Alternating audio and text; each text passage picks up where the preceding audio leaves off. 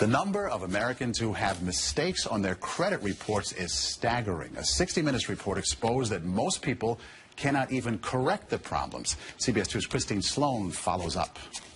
Meg Pasternak says a mistake on her credit report nearly destroyed her credit.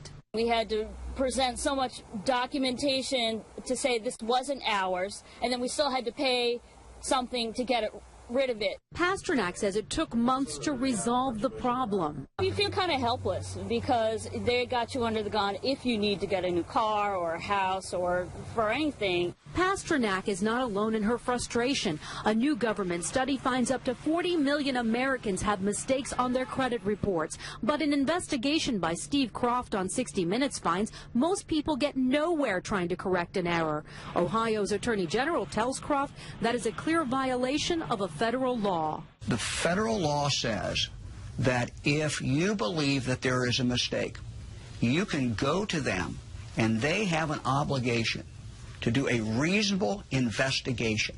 They're not doing a reasonable investigation. End result, if we're successful, is a deletion of that record from your credit report. The credit pros in Newark help people fight agencies like TransUnion and Experian. All the information they receive from a customer, they translate it into a code. They don't forward the letter and the proof of payment to the creditor.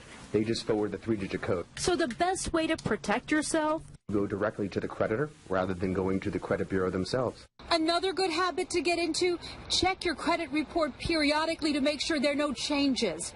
In Clark, New Jersey, Christine Sloan, CBS 2 News. And like 60 Minutes, we were unable to get an actual person at the 3 credit reporting agencies. 60 Minutes was referred to the spokesperson for the agencies, who provided a statement citing an industry-sponsored survey that showed 95